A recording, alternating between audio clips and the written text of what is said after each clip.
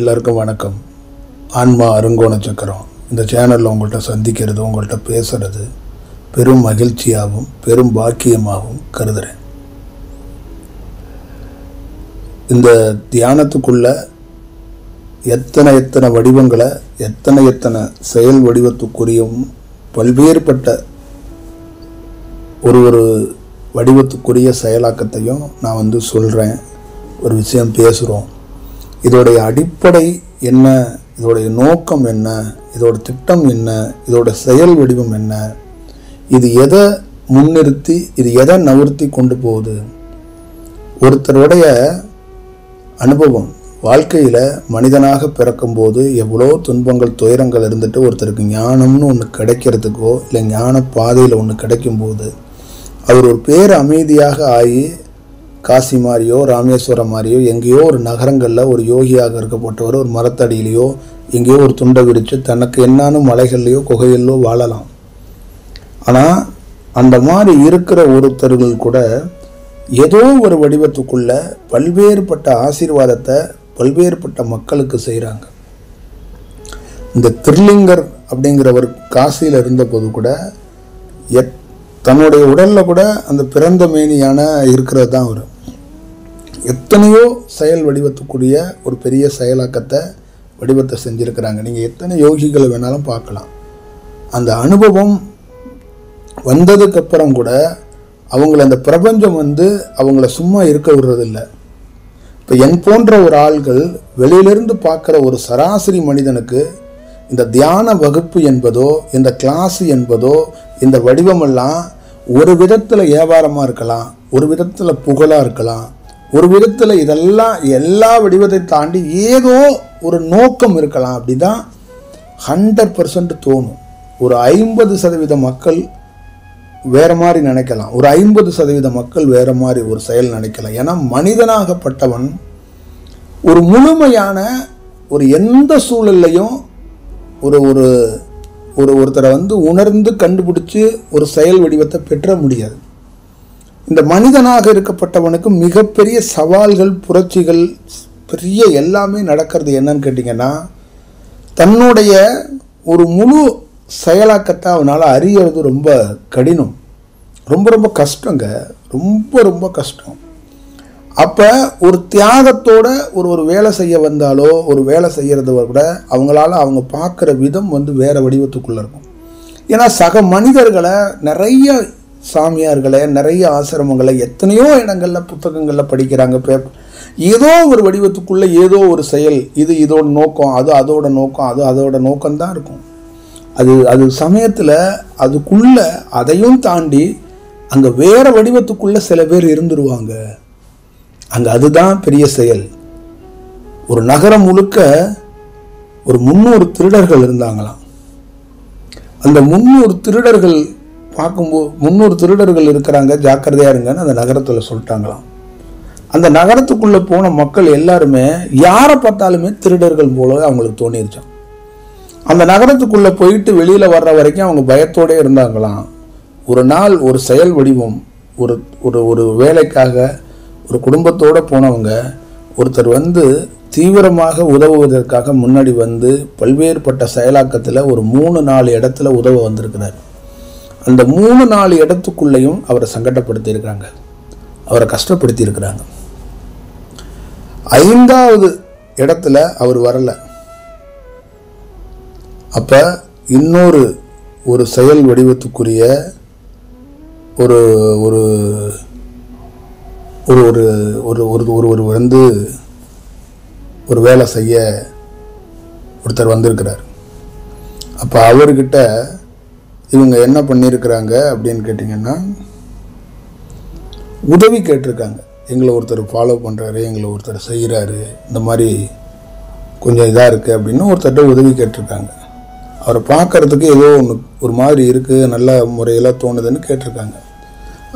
நான் பார்த்துக்கிறேங்க, உங்களை இங்கேருந்து அங்கே அனுப்பிச்சி விட்டு பஸ் ஏற்றுற வரைக்கும் நான் தான் அப்படின்னு சொல்லி அவர் கூட்டிகிட்டு போய் அந்த பஸ் ஏற்றி ஒரு இடத்துக்கு கூட்டிகிட்டு போய் ஒரு இடத்துல வச்சு அவங்க கையில் இருக்கிறது கழுத்தில் இருக்கிறதெல்லாம் பிடுங்கியிருக்கிறார். யார்கிட்ட உதவி கேட்டாங்களோ அவர்கிட்ட. அப்போ 5வது இடத்துலையும் அவர் தோன்றி இருக்கிறார். தோன்று மட்டும் இல்லை, நிறைய ஆட்களை வர வச்சிருக்கிறாரு. அவர் அங்கே நிற்கிறார்.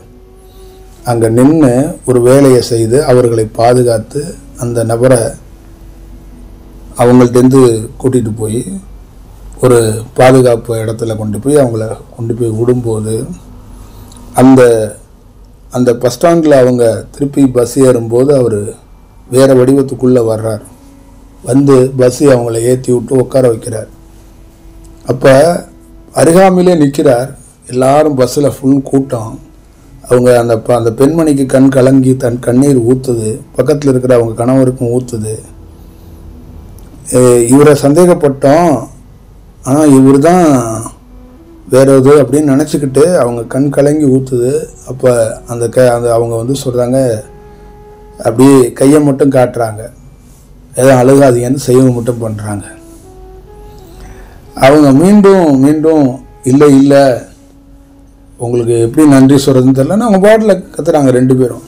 பக்கத்தில் அந்த பஸ்ஸோட நடத்துனர் கண்டக்டரு எல்லோரும் வந்து, என்னம்மா யார்கிட்ட பேசிக்கிட்டு இருக்கீங்க, ஏன் இப்படி கத்திக்கிட்டு இருக்கீங்க, அவங்க தான் போயிட்டாங்கல்ல, திருப்பி என்ன யார்கிட்ட பேசுகிறீங்க, உங்களை தான் பாதுகாப்பு கொண்டாந்தாச்சுல்ல, இல்லை இங்கே அந்த ஐயாட்ட பேசிகிட்டு இருக்கோம். எந்த ஐயாட்ட பேசுகிறீங்க அப்படின்னு பார்த்தா அங்கே யாரும் இல்லை. அவங்க கண்ணுக்கு மட்டும் அவரை தெரியுது, வேறு யாருக்குமே தெரியலை. அங்கே நிற்கிறார். எங்கம்மா நிற்கிறாரு அப்படின்னா அவர் சிரித்த மணிக்கு அப்படியே காற்றாக அப்படியே கலந்து அப்படியே வெளியில் போகும்போது தான் அவர்கள் அப்படியே போய் ஒரு சாதாரணமாக ஒரு கடையில் இருக்கிற ஒரு காலாண்டருடைய கடவுளுடைய படத்துக்குள்ளே போய் அப்படியே கலந்துட்டாராம். எதை கடவுளாக எதை தெய்வமாக நினச்சி வணங்கிக்கிட்டு இருந்தாங்களோ அந்த கடவுளுடைய படத்துக்குள்ளே போய் ஒருத்தர் கலந்துட்டார். அப்போ அப்படியே பிரமித்து போய் அந்த அம்மா மயக்கம் போட்டுருச்சு. அவர் தண்ணி அடித்து அந்த அம்மாவுக்கு அப்படியே பஸ்ஸில் போகும்போது மீண்டும் கண்ணீர் துளியும். ஒரு கடவுளாகப்பட்டவர் ஒரு மனித தோற்றத்தில் வர முடியுமா? ஒரு செயல் வடிவம் செய்ய முடியுமா? அவ்வளோ ஒரு சாதாரணமாக மனிதன் போல வந்து உங்களுக்கு உதவணுமா, ஒரு பேக் எடுத்துகிட்டு வரணுமா, இப்படியெல்லாம் கேட்டிருக்காரு.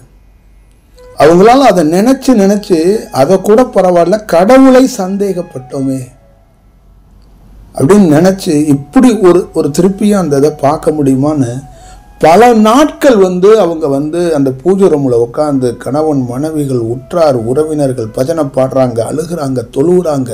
திருப்பி இறைவா எனக்கு காட்சி கொடுறான்னு அந்த கண்ணீரோட பெரும் துயரத்தோடு துன்பத்தோடு அவங்க கண் வழங்குறாங்க. எத்தனை வருடமாக பல ஆண்டுகளாக அந்த பூஜை நடக்குது. ஒரு நாள் ஒரு நிமிடம் கூட திருப்பி அந்த இறைவன் காட்சி கொடுக்கவே இல்லை.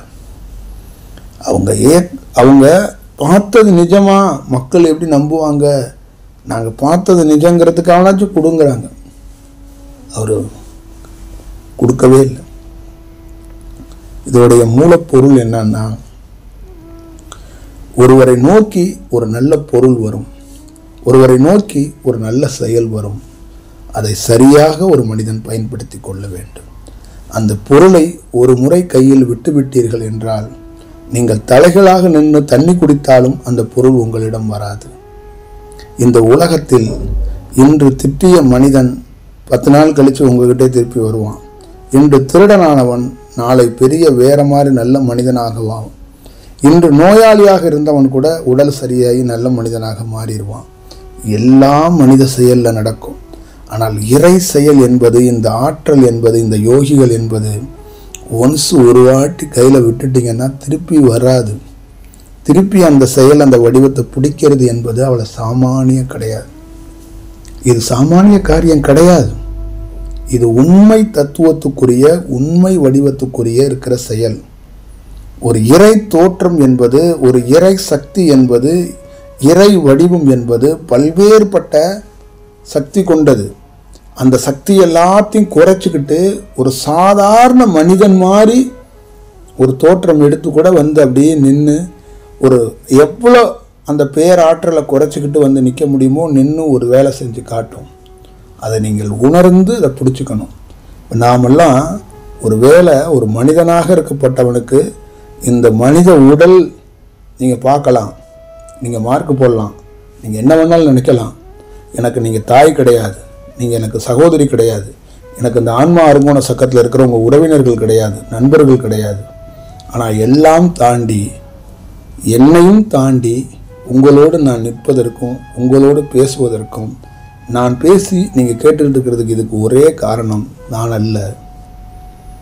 இது என்றாவது ஒரு நாள் உங்களுக்கு தெரியும் போது இன்றைக்கெல்லாம் விட்டுருவீங்க, ஒரு நாள் அழுவீங்க. லைஃப்பில் அந்த அந்த அந்த தருணத்தை திருப்பி கொண்டு வர முடியாது. இது விளையாட்டு அல்ல.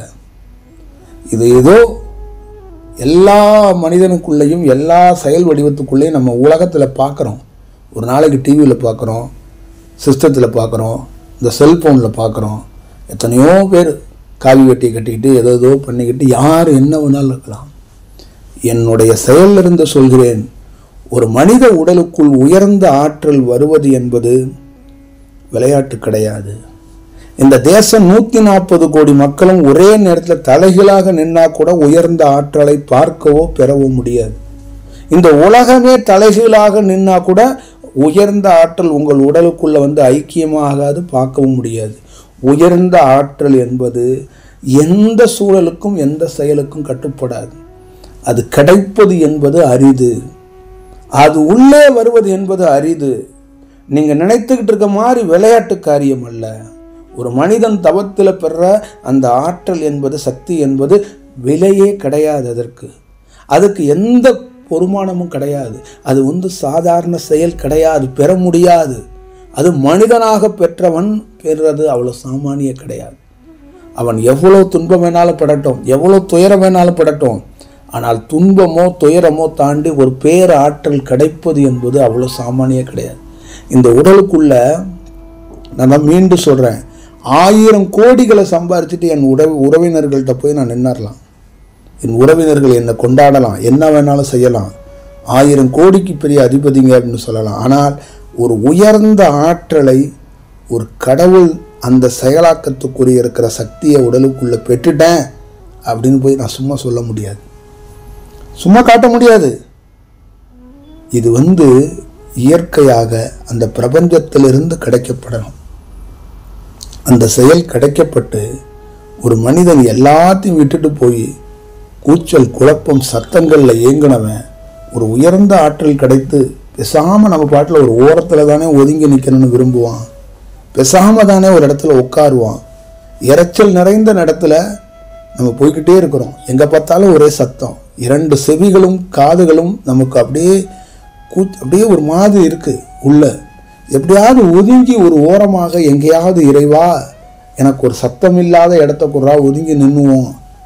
அப்படித்தான் இந்த தன் வாழ்க்கை வேண்டாம், தன் உடல் வேண்டாம், தன் செயல் வேண்டாம், எனக்கு முத்தி குர்றான்னு காசியில் கத்துறாங்க. இறந்து போன என் உறவினர்களுக்கு நல்ல முத்திய குர்றான், நல்ல வாழ்க்கையை குர்றான் ராமேஸ்வரம் கடற்கரைட்டு நின்று கத்துறாங்க. ஒவ்வொரு மனிதனும் எனக்கு பிறப்பே வேண்டாம், முத்தி குர்றா, இந்த பிறப்போட போட்டுண்டா அப்படின்னு கத்துறாங்க. ஆனால் இது எல்லாத்தையும் ஒருவனுக்கு கிடைக்கப்படுகிறது, ஒரு ஆற்றலே வந்து கிடைக்கப்படுதுன்னா அவன் கத்துவானா? அவன் இந்த கூச்சல் குழப்பத்தில் இருப்பானா? ஒரு ஓரத்தில் போய் தானே உட்காந்துக்குவான். அப்படி ஓரத்தில் போய் உட்கார நினைத்தா கூட உள்ளே வந்த ஒரு பேராற்றல் பல மக்கள்களை சந்திப்பதற்காக கூட்டிகிட்டு போகுது.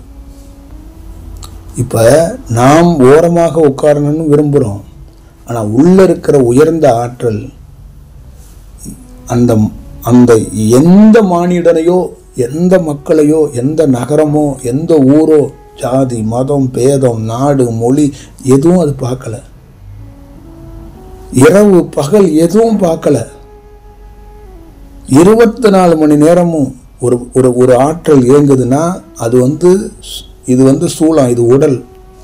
சூட்சமம் என்பது அதுதான் நிஜம், அதுதான் ஆற்றலாக இருக்கிறது, காற்றாக இருக்கிறது, அணுக்களாக இருக்கிறது. அது 24 மணி நேரமும் ஒருத்தன் உண்மையாக எங்கேயாவது தவம் பண்ணுறான், ஏதாவது ஒரு இறைவான்னு தன்னை தொழுதி தன்னை வந்து ரொம்ப ஆத்மார்த்தமாக அழைக்கிறவனை தேடி அது வந்து வேற வடிவத்தில் போய் நின்று அவனுக்கு வேற வடிவத்தை காட்டிட்டு போயிடுது. இந்த மாதிரி நான் எத்தனை அனுபவங்களை எத்தனை செயலாக்கத்தை பார்த்துருப்பேன். எத்தனை கோடி இந்த தேசத்தை ஆளுகிற ராஜாக்கள் வந்து என்கிட்ட கொடுத்தா கூட அந்த கோடியை இந்த உயர்ந்த ஆற்றல் என்ன பண்ணனா அப்படியா அப்படின்னு சொல்லிட்டு அதையும் காலம் வரும்போது நேரம் வரும்போது நிச்சயமாக இந்த தேசத்தில் மட்டும் இல்லை, பிற தேசத்தில் இருக்கிற மக்களும் பார்ப்பாங்க. இது நிகழும். ஏன் என்று கேட்டால், ஒரு உயர்ந்த ஆற்றல் என்பது என்ன, ஒரு மனிதன் என்பது என்ன? ஒரு மனிதனாக இருப்பவன் உயர்ந்த ஆற்றல் மாறி ஒரு செயல்பட்டால் அவன் வாழ்க்கை எப்படி இருக்கும்? உண்மையாக ஒரு மனிதன் உடலுக்குள்ளே உயர்ந்த ஆற்றல் இருந்து செயல்பட்ட என்ன இருக்கும்? காலம் பொன் போன்றது, காட்டி கொடுக்கும், செயல் வடிவம் காட்டும். உண்மையான தாயை, உண்மையான பத்தினியை யாராலும் எதுவும் செய்துவிட முடியாது. உண்மையான பத்தினியோட சாபம் பலிக்கும் என்று சொல்வார்கள். அந்த சாபம் என்ன என்று கேட்டால், சாபம் அப்படிங்கிறதுக்கும் அந்த உண்மை அப்படிங்கிறதுக்கு என்னன்னா, சத்தியத்தோடு ஒருத்தர் வாழ்றது. சத்தியத்தோடு ஒருத்தர் வாழ்ந்தார்னா அவர் நாவு இருக்குல்ல, அவர் நாவிலேருந்து வருகிற ஒவ்வொரு வார்த்தையும் அது இறைவனுடைய வார்த்தையாக இருக்குமா? ஒரு டம்ளர் தண்ணிக்காக, ஒரு உருண்டை சோத்துக்காக, ஒரு ரூபாய் பணத்துக்காக, ஒரே ஒரு சின்னோண்டு இடத்துக்காக, ஒரு சின்ன உடம்பு சுகத்துக்காக ஒரு மனிதன் ஒரு நாளைக்கு 100 பொய்யை சொல்லிக்கிட்டு அலைகிறான். ஒரு சொந்த மனசாட்சியை தொட்டு தாயோ தகப்பனோ இந்த காணொளி பேசுகிற ஒருத்தரும் இன்னைய நாள் நான் முழுக்க பொய்யே சொன்னதில்லைன்னு சொல்லுங்க. ஒரே ஒருத்தர். அவங்களுக்கு தான் பொய் சொல்கிற மாதிரி வாழ்கிறமான்னு கூட தெரியலை. தன்னுடைய வாழ்க்கையில் எவ்வளோ பெரிய மிகை இருக்குது, மிகைப்படுத்துதல் இருக்குது, எப்படி மிகைப்படுத்தி கொள்கிறோம். நம்ம ஒரு சின்ன செயலை சில பேர் சொல்லுவாங்க, அப்படியே நான் சொல்லிட்டேன்னா என் மனைவியெல்லாம் என்கிட்ட சண்டைக்கு வருவாங்க. அதை கொஞ்சம் பாலிஷாக மாற்றி சொல்கிறது, அது பேர் பொய் இல்லைம்பாங்க. அப்படி கிடையாது.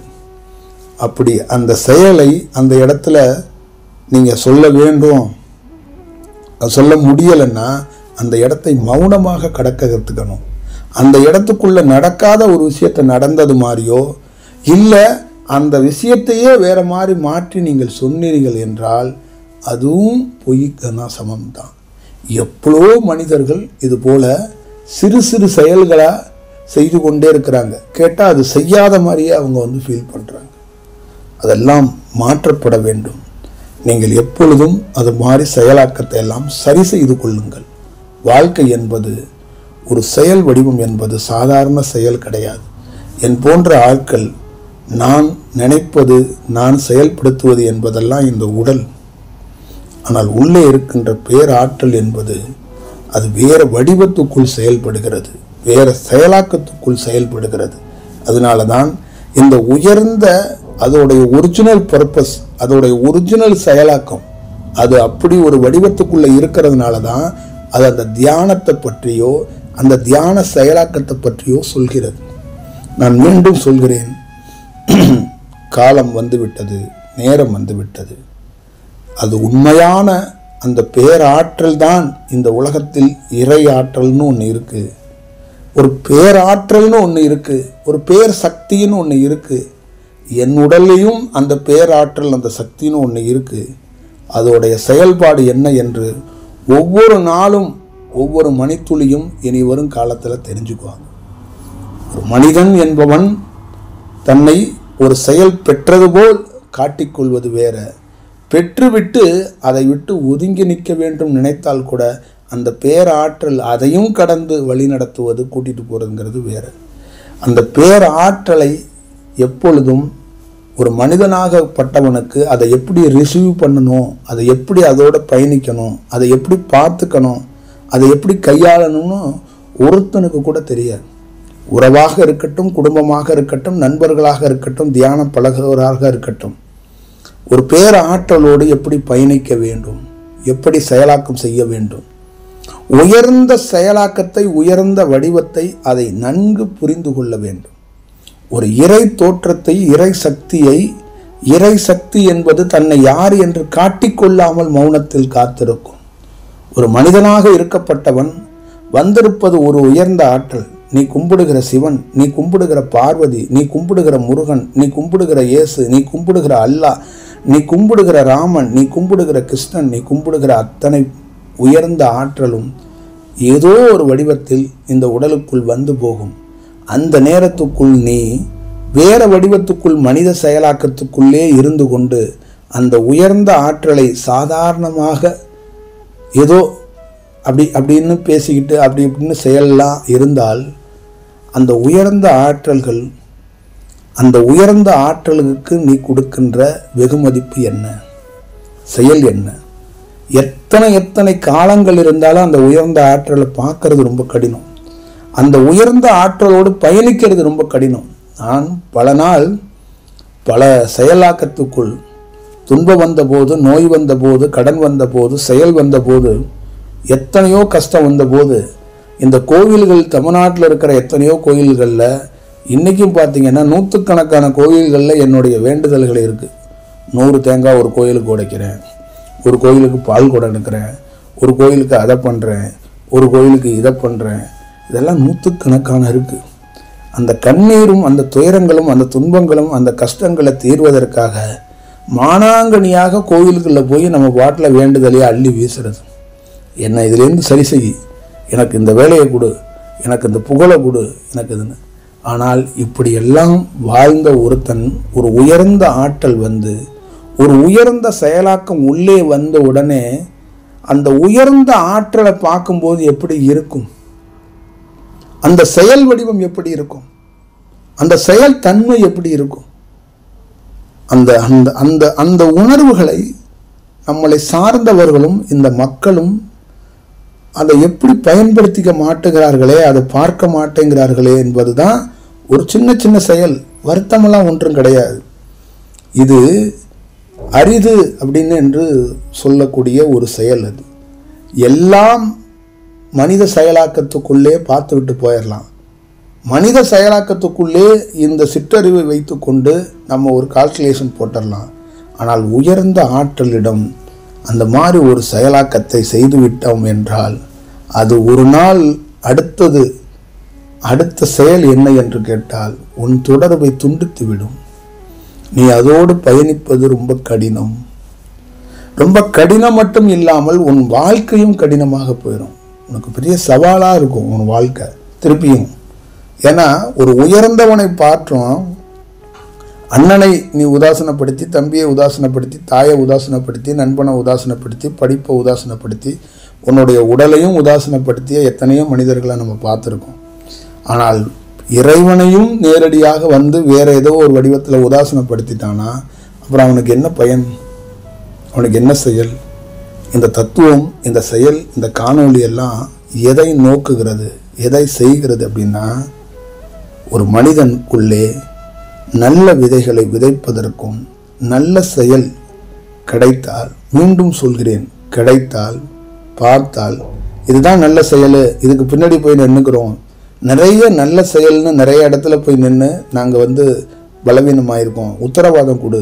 இங்கு எந்த மனிதனுக்கும் யாருக்கும் எந்த உத்தரவாதமும் எவனும் கொடுக்க முடியாது. நீ முதல்ல சரியாக நின்றுக்கொள் என்று தான் நான் சொல்கிறேன். எதிரில் இருப்பவன் சரியாக இருக்க வேண்டும் என்பது பார்ப்பது சரியல்ல. நீ சரியாக பயணித்தால் மட்டும்தான் உன்னை சுற்றி வருபவர்களோ நீ போகின்ற பாதையோ சரியாக இருக்கும். அங்கு முதலில் பலப்படுத்த வேண்டியது உன்னை. ஆறில் உடப்பு வராமல் இருக்க வேண்டும் என்றால் கரையை பலப்படுத்த வேண்டும். நீ நல்ல மனிதனாக ஒழுக்கத்தோடு, நேர்மையோடு, சத்தியத்தோடு நீ இருந்தால் மட்டும்தான் உன் வாழ்க்கைக்குள் இருக்கின்ற அந்த சுகந்தமும் அந்த மலர்களும் அந்த தன்மையும் உனக்கு கிடைக்கும். இந்த அரிய வகையான பல்வேறுபட்ட ஒவ்வொரு மனிதனுக்குள்ள இருக்கின்ற சிறு சிறு துன்பங்கள், சிறு சிறு துயரங்கள், பெரும் துயரங்கள், பெரும் துன்பங்கள், பெரும் செயலாக்கங்கள். என்னுடைய வாழ்க்கையில் 40 ஆண்டுகள் நான் அப்படி வாழ்ந்துட்டேன், 50 ஆண்டுகள் வாழ்ந்துட்டேன், என்னை மாற்றிக்க முடியலை அப்படின்னு நினைக்கிறவங்க கூட ஆத்மார்த்தமாக சரணாகதி அடைந்து தவத்தை பண்ணிக்கிட்டு அவன் இறைவனை நினைத்து கொண்டு தவம் செய்து சுவாசத்தை ஒருத்தன் கரெக்டாக பிடிச்சிக்கிட்டு கொஞ்ச நாளி வந்தான்னா சிறு சிறு குற்றங்கள்லேருந்து பெரும் பெரும் குற்றத்திலேருந்து தானாக விடுபடுவான். அவனுக்குள்ளேயே ஒரு மாற்றத்தை அவனால் உணர முடியும். நம்ம அப்படி சேஞ்ச் ஆகிருக்கோமா? நம்மக்கிட்ட இருந்து இவ்வளோ பெரிய சேஞ்சா? நம்மக்கிட்ட இருந்து இவ்வளோ பெரிய தவறு, இவ்வளோ பெரிய செயலெல்லாம் போயிடுச்சு.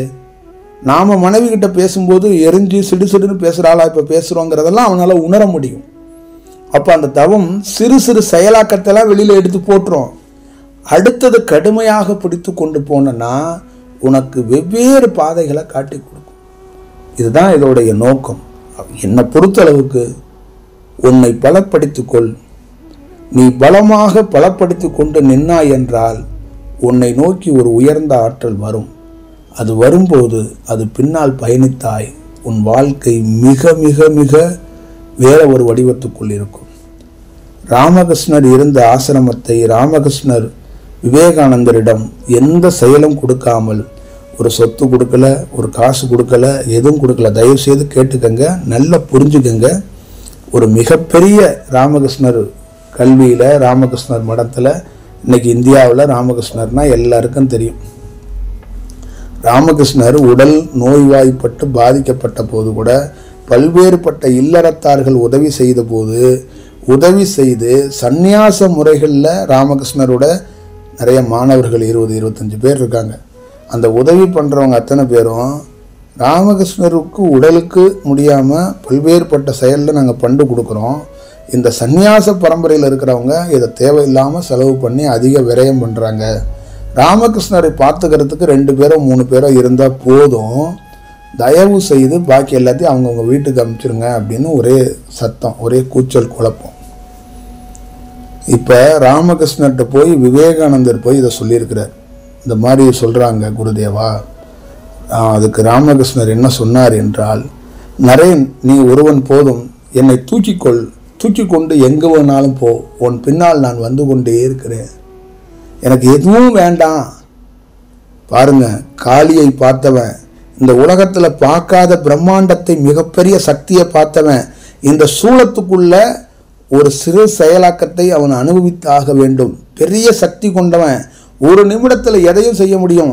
எத்தனையோ மாமனிதர்களுக்கு உதவி செய்த, எத்தனையோ பெரிய ஏழை எளியவர்களுக்கு எங்கேயோ இருந்த இடத்திலிருந்து அதிசயத்தை செய்து கொடுத்த, ஞானத்தின் தத்துவமாக விளங்கக்கூடிய, ஞானத்தின் போற்றுதலாக விளங்கக்கூடிய, இந்த நிமிடம் வரை சச்சுருவமாக ஒளியாக பேர் ஒளியாக வாழக்கூடிய ராமகிருஷ்ணன் கண்ணீர் மங்க தன்னுடைய செயலாக்கத்தை இந்த இல்லறத்தார்கள் ஒரு சுவாமிக்கு உதவி பண்ணுறத கண்டிஷன் போடுறாங்க. சுவாமிக்கு கூட இருக்கிறவங்க எல்லாரும் ஆத்மார்த்தமாக சந்நியாச பரம்பரையில் இருக்கக்கூடியவர்கள் அனைவர்களையும் வெளியேறு அப்படின்னு ராமகிருஷ்ணர் விவேகானந்தரிடம் உத்தரவிட்டார். இந்த இல்லறத்தார்கள் என்றால் குடும்பத்தில் இருக்கிற சுகபோகமாக கடை வச்சிருக்கிறவன் அவங்க வேணாம் வருவாங்கல்ல, வந்து ஒரு தொகை கொடுத்து ஒரு வேலை செய்வாங்க. இல்லறத்தார்கள்ட்ட இருந்து பணம் வாங்குறத நிறுத்து, நமக்கு யாரும் எந்த உதவியும் செய்ய வேண்டாம் அப்படியே நிறுத்திருந்தார். எல்லாத்துக்கும் நிறுத்தப்பட்டுருச்சு. ஒருத்தர் எங்கேருந்து வந்து திருப்பியும் வந்து கேட்குறாரு, ஐயா நான் ஒரு தொகை தருகிறேன், வேண்டாம் அப்படின்னு ராமகிருஷ்ணர் மறுத்துட்டார்.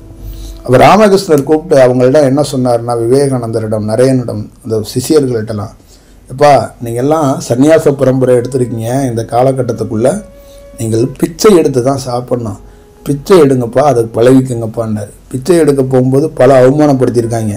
இவங்க எல்லாம் பகலில் வந்து பிச்சை எடுத்துகிட்டு நைட்டில் திருடுறதுக்காக நோட்டம் பார்க்க வந்திருக்காங்க, இவங்க எல்லாம் எப்படியாப்பட்ட ஆளுங்க அப்படின்னு நிறைய பேர் வந்து சொல்லியிருக்காங்க. தண்ணி மாதிரி இவ்வளோ பெரிய மாடு மாதிரி உடம்பை வச்சுக்கிட்டு உனக்கு நீலாம் ஏன்டா பிச்சை எடுக்கிற அப்படின்னு உதாசனப்படுத்தியிருக்காங்க. மனிதர்கள் தானே, மனிதர்களை பற்றி தான் நான் சொல்லியிருக்கிறேன்ல, மனிதர்கள் எதையும் செய்யக்கூடியவர்கள். இந்த நாவு வைத்திருக்கிற மனிதர்கள் எதையும் செய்வார்கள், செய்துட்டு நான் செய்யலைன்றுவாங்க. ஐயோ நீங்களா, உள்ளே ராமன் இருந்தாரா, ராமன் இருந்தால் நான் அப்படி பேசியிருப்பானா, எவனோ ஒருத்தன் ஒரு பையன் வந்தான்ல பேசினேன், உள்ளுக்குள்ளே ராமச்சந்திரனா இருக்கீங்க, ஐயோ ராமா என்னை மன்னித்து விடுன்றான் மனுஷன். ராமன்னா இப்போ அப்படியே சக்கரெல்லாம் எடுத்துக்கிட்டு உடலில் ஏதாவது ஒன்று அப்பிக்கிட்டு அப்படியே கலர்ஃபுல்லாக அப்படியே ஒளியோடு வந்து நிற்கணும். அப்போ தான் நம்ம ஊரில் இருக்கிறவங்களாம் என்ன பண்ணுவான், பணக்காரெல்லாம் என்ன பண்ணுவான்னா, ஐயோ ராமன் வந்து விட்டார். கிருஷ்ணன்னா ஒரு சங்கு சக்கரம் சுற்றிட்டு இருக்குன்னு கையில், அப்போ தான் வந்து கிருஷ்ணன் வந்திருக்காருன்னு நினைப்பாங்க. ஒரு சாதாரண பிச்சைக்காரனாக தட்டை எடுத்துகிட்டு வந்து கிருஷ்ணன் நான் வந்திருக்கேன் அப்படின்னா கொடுக்க மாட்டாங்க. ஏன்னா கிருஷ்ணன்னா குளிச்சு கிழிச்சிட்டு பட்டையெல்லாம் போட்டுட்டு அப்படியே ஆச்சாரமாக பின்னாடி வந்து சாம்பிராணி புகையெல்லாம் போட்டுட்டு வந்து நிற்கணும். அப்போ தான் வந்து அவர் கிருஷ்ணன்னு ஒரு நம்புவாங்க.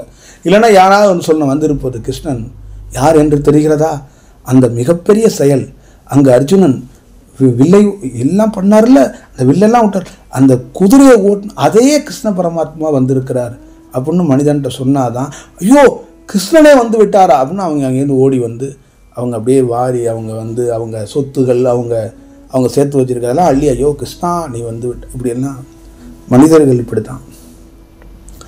திருப்பி அவ்வளோ பெரிய அவமானத்திலையும் இந்த சந்நியாசத்தில் இருக்கிறவன் குருதேவருடைய கட்டளைக்காக கடைசிக்கு எல்லாரும் டிகிரி படித்த உயர்ந்த நாலேஜ் உள்ள பசங்க எல்லாரும் வந்து திருப்பி பிச்சை எடுத்துகிட்டு வந்து காய்கறியோட அரிசியோடு கொடுக்கும்போது அந்த சாரதை தாய் வந்து சமைச்சு ராமகிருஷ்ணரிடம் கொண்டு கொடுக்கும்போது ஒரே ஒரு பருக்கையை கொஞ்சோண்டு சாப்பாடு எடுத்து வாயில் போட்டு சொன்ன வார்த்தை, இது ஒரு உன்னதமான ஒரு உணவு, இது வந்து ஒரு தூய்மையான ஒரு செயலுக்குள்ளது அப்படின்னு சொன்னார். அந்த காலகட்டத்துக்குள்ள இறை ஆற்றலே இருந்தாலும் இப்படி தான் செயல்படணும். நம்ம நிறைய இடத்துக்குள்ள நிறைய செயலாக்கத்தை மாற்றணும்னு நினச்சா கூட இந்த பிரபஞ்ச பேராற்றல் என்ன சொல்லும், இந்தந்த காலகட்டத்தில் இந்தந்த நேரத்தில் இப்படி தான் நீ போயாகணும். உன்னை கலங்கப்படுத்துகிற மாதிரி உனக்கு கண்ணீர் வர்ற மாதிரி ஒரு சம்பவங்கள் நடந்தால் கூட அதையும் நீ கடந்து தான் போகணும். புரியுதுங்களா? அப்போ அவ்வளோ பெரிய உயர்ந்த ஆற்றலாக இருக்கக்கூடிய ராமகிருஷ்ணனுக்கே இந்த மனிதர்கள் அப்படி ஒரு செயல் வடிவம். அதை மனிதர்கள்ங்கிறதோட அதை பாருங்க, அந்த உயர்ந்த ஆற்றலாக இருக்கக்கூடியவன் தன்னை ப்ரூவ் பண்ணணும்னு நினைக்கவே இல்லை. ஒரு சாதாரண வடிவத்துக்குள்ளே தான் இருந்து போராடி இருக்கார். விவேகானந்தரே அடிக்கடி நீங்கள் ஒரு உயர்ந்த ஆற்றலில் உள்ளவரான்னு பல நாள் செக் பண்ணியிருக்காரு. அவர் எல்லா இடத்துக்குள்ளேயும் தன்னை யாருன்னு நிரூபிச்சிருக்கிறார். கடைசியாக ராமகிருஷ்ணர் இந்த பக்கிரி அப்படிங்கிற ஒரு வார்த்தையை பயன்படுத்தி இந்த உயர்ந்த ஆற்றலை எல்லாத்தையுமே விவேகானந்தர்கிட்ட கொடுத்துருக்கிறார். சொத்தை கொடுக்கல, எதையும் கொடுக்கல, எதுவும் இல்லை, இருக்கிறது என்ன இருக்கு. ஆனால் தன்னிடம் விலை மதிக்க முடியாத ஒரு பேர் ஆற்றலை, ஒரு பொக்கிஷத்தை பெற்றிருக்காருல ராமகிருஷ்ணர், அதை நரேந்திரன்கிட்ட கொடுத்தார், விவேகானந்தர்கிட்ட கொடுத்தார். நீ உலக பணி செய், இந்த உலகத்துக்கு நன்மை செய்ய வந்திருக்கிறாய், பணி செய் மகனே அப்படின்னு கொடுத்துருக்கிறார். இதை எதுக்கு சொல்கிறேன்னா, ஒரு சராசரி மனிதனால், ஒரு மிக உயர்ந்த கோடீஸ்வரனால், மிக உயர்ந்த நம்ம தேசத்தோட ராஜாவால் கூட ஒரு உயர்ந்த ஆற்றலை வச்சுக்கிட்டு இந்த மாதிரி வாழ முடியாது.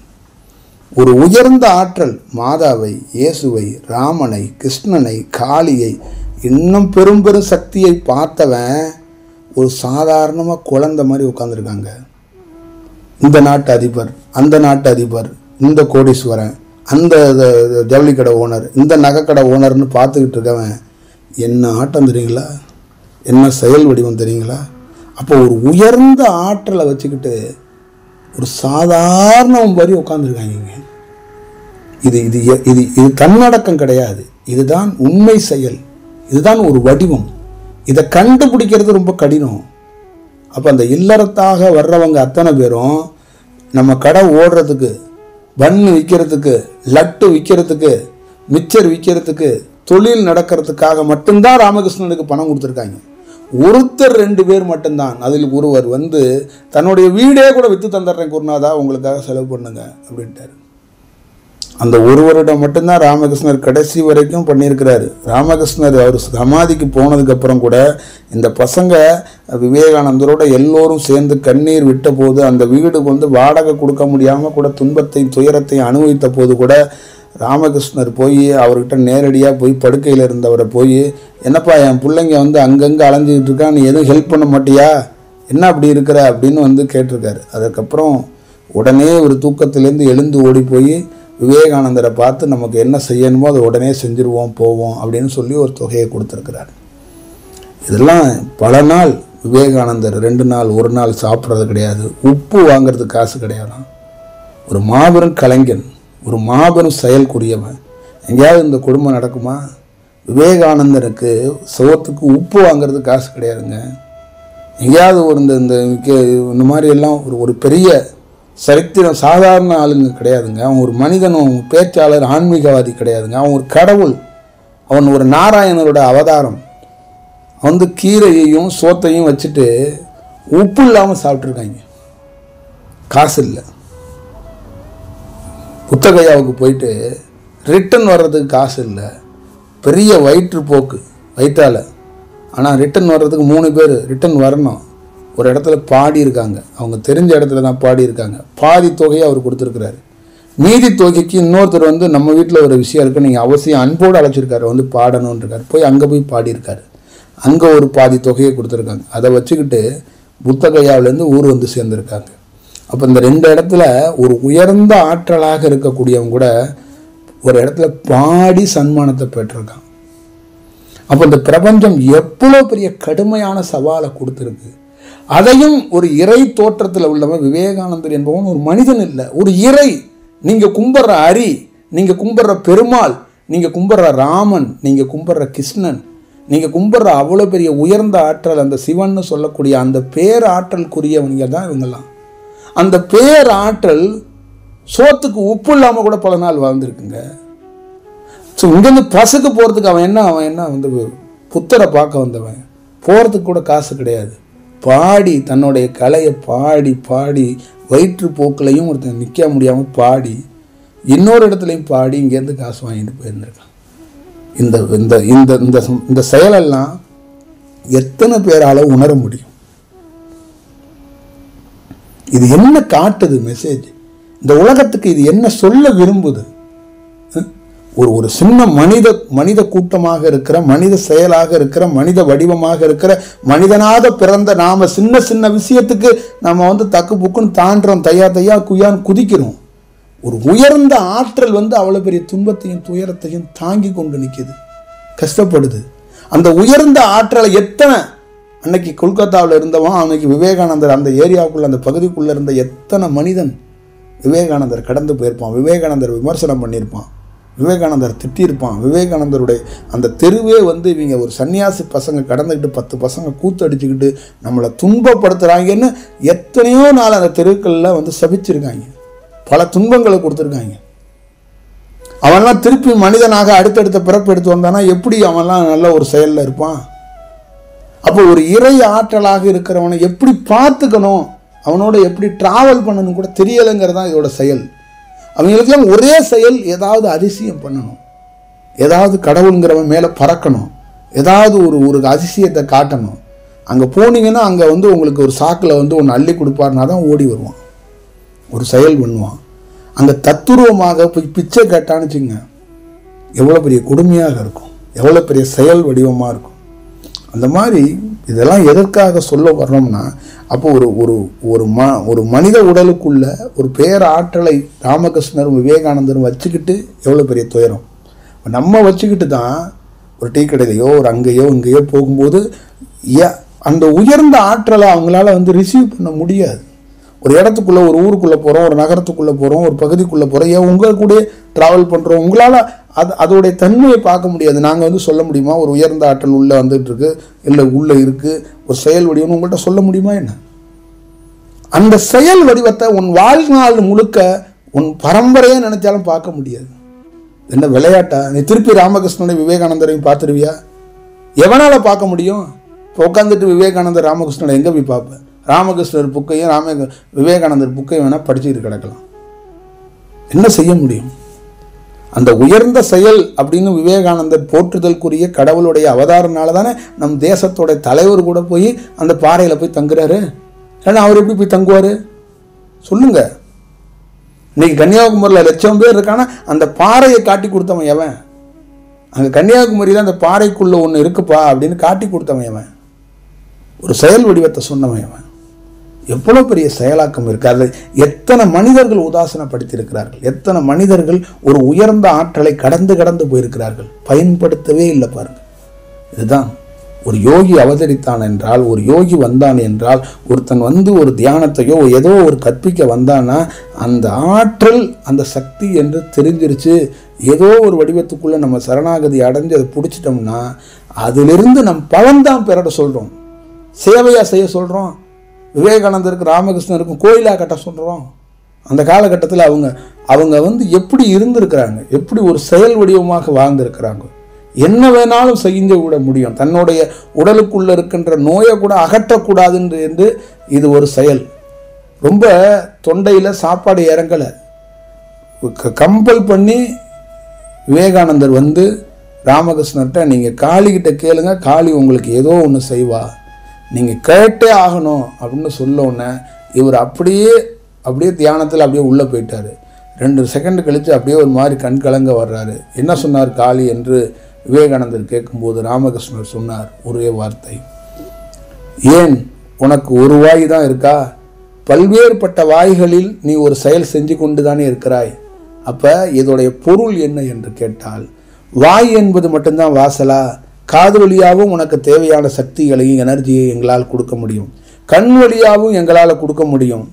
எந்த ரூபத்துக்குள்ளேயும் எங்களால் ஒரு பெரிய செயலாக்கத்தை, செயல் வடிவத்தை எங்களால் செய்ய முடியும் அப்படிங்கிற அந்த தத்துவத்தை, அந்த செயலை, அந்த வடிவத்தை காட்டினவர்கள் என்பது மிக மிக மிக மிக மிக மிக முக்கியமான ஒரு பேர் செயலாக, பேர் வடிவமாகத்தான் நம்ம அதை எடுத்துக்கொள்ள வேண்டும். ஒரு செயல் வடிவம் செய்ய வேண்டும்.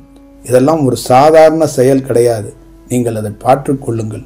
இந்த மாதிரி ஒரு செயல், இந்த மாதிரி ஒரு வடிவத்தெல்லாம் பார்க்கறது என்பது ரொம்ப அரிது.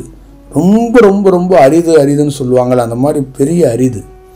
அப்போ ஒரு அதையும் அந்த சாப்பாடு சாப்பிட முடியலைங்கிற அந்த தொண்டையோட வலியையும், அந்த சூலத்துக்கு இப்படி தான் கடந்து போகணுங்கிறதையும் பொறுத்து கொண்டு ராமகிருஷ்ணன் என்ற உயர்ந்த ஆற்றல், அந்த உண்மையான அந்த பேர ஆற்றலுக்கு கட்டுப்பட்டு அந்த தர்மத்தோடு சத்தியத்தோடு அப்படியே நின்று வாழ்ந்தது. அதுதான் தியாகம், அதுதான் போற்றுதலுக்குரிய செயலாக இருக்கிறது. காலம் கடந்த இன்று ராமகிருஷ்ணரை கொல்கத்தாவில் போய் நீங்கள் நினச்ச கூட காளி கோயிலில் போய் காலை வச்சு அவ்வளோ சாமானியமாக சாமிக்கும், அவ்வளோ கூட்டம், அவ்வளோ செயல்.